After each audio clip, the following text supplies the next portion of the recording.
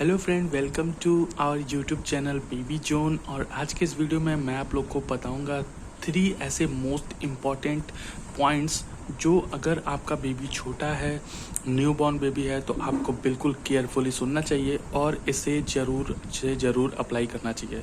जी हाँ फ्रेंड, यहाँ पर आप देख रहे हो कि बीच में मेरा बेबी सो रहा है और इसके दोनों साइड में मैंने 2 पिलोज़ रख रखे हैं। जी हाँ दोस्तों, ये पिलो जो होते हैं वो एक्चुअली बेबी को बहुत ज़्यादा सेफ्टी प्रोवाइड करते हैं, क्योंकि जैसे जैसे आपका बेबी ग्रो होगा वो रोल आउट करने का ट्राई करता है, वो बार बार घूमने का प्रयास करता है, वो हाथ पैरों को चलाता है और वो एक्चुअली में वो चलने का, खड़ा होने का, उठने का, इस टाइप का कुछ ट्राई करता रहता है। ये एक्चुअली नेचुरल प्रोसेस है।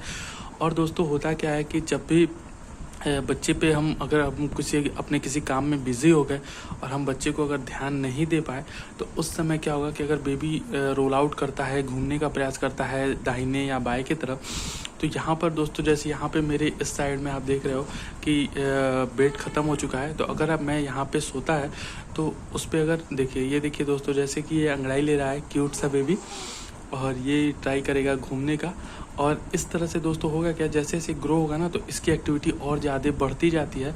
तो आपको ये अपने आदत में लाना ही चाहिए कि बेबी के अगर आप पास में नहीं लेटे हो, अगर आप कुछ काम कर रहे हो, उठ के कमरे के अंदर हो, अगर कहीं काम कर रहे हो, तो मेक श्योर करिए कि आप उसके बगल में पिलोज ज़रूर रखिए। ये बहुत ही इंपॉर्टेंट पॉइंट है, ये आप अपने दिमाग में रखिए, वरना आपके बेबी को कोई प्रॉब्लम भी हो सकती है। और हो सकता है कि जब वो रोल आउट करे तो वो शायद बेड के नीचे गिरने का भी डर रहता है। तो ये सारा डर आपका दूर हो जाएगा और आप आराम से अपने काम को भी कर पाओगे। और सेकेंड नंबर का जो पॉइंट है फ्रेंड, वो ये है कि आपका जो बेबी, अगर जब भी देखिए यहाँ पे बेबी डीप स्लीप में है, वो सो रहा है, बीच बीच में वो एक्टिविटी करता रहता है, उससे कोई फ़र्क नहीं पड़ता।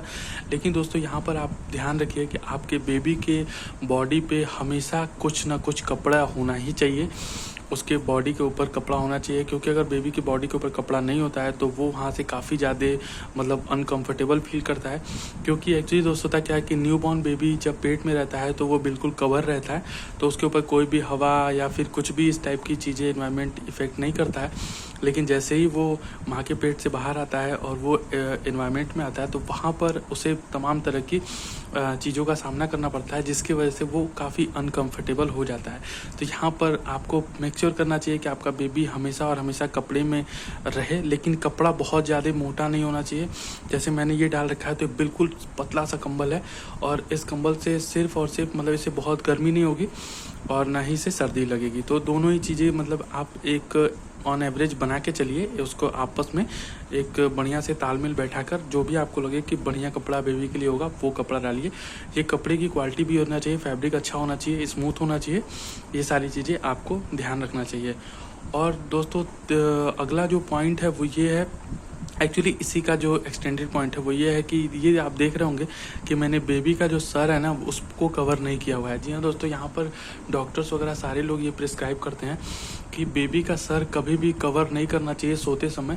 क्योंकि फ्रेंड यहाँ पर होता क्या है कि बेबी एक्टिविटी बीच बीच में करता रहता है, तो अगर आपने ऊपर तौलिया या फिर चद्दर या फिर कंबल से उसका सर कवर किया है या फिर इंस्टॉल से, सॉल से, तो उस समय बेबी के हाथों से वो लग के उसके चेहरे पे आ जाता है, फेस पे आ सकता है, और फेस पे आने की वजह से बेबी को सांस लेने में थोड़ी बहुत प्रॉब्लम हो सकती है। और आपको अगर पास में होगा तब तो कोई दिक्कत नहीं है, लेकिन अगर आप 2 मिनट के लिए इधर उधर हटते हो तो यहाँ पर बेबी को थोड़ा बहुत इशू हो सकता है।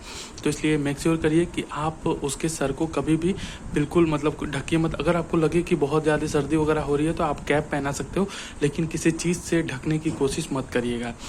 और दोस्तों सबसे लास्ट और सबसे इम्पॉर्टेंट पॉइंट ये है कि जब भी आपका न्यू बॉर्न बेबी हो, जैसे मेरा ये बेबी अभी 23 डेज़ का है, 23 दिन का है, आज 24वां दिन है इसका। तो दोस्तों इस टाइप के बेबी को आप मेक श्योर कीजिए कि कभी भी ये घर में कमरे में अकेला ना रहे।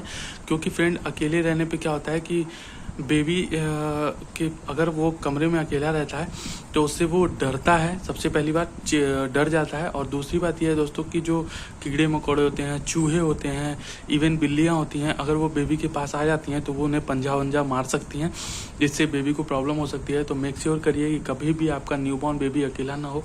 इवन जब तक कि वो 2 साल तक का ना हो जाए तब तक आप उसे अकेला तो बिल्कुल भी मत छोड़िए। काम जरूरी है, मैं समझता हूँ कि हर कोई बेबी के पास नहीं बैठ सकता, लेकिन लेकिन स्टार्टिंग में at least 1 year 6 month to 1 year आप ये मेक श्योर करिए कि आपके बेबी के पास कोई ना कोई हो, माँ बाप दादा दादी भाई बहन कोई भी हो, लेकिन उसके पास एक मेच्योर बंदा हमेशा और हमेशा प्रेजेंट होना ही चाहिए। तो बस दोस्तों, आज के इस वीडियो में यही 3 बातें मुझे आप लोगों को बतानी थी। उम्मीद करता हूँ आपको तीनों बातें अच्छी लगी होंगी।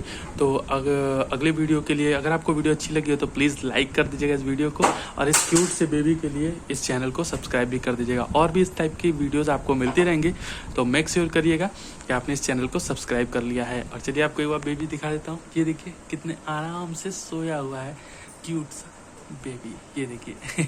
तो मिलते हैं अगले किसी और वीडियो में, तब तक के लिए गुड बाय। बाय क्यूटी पाई।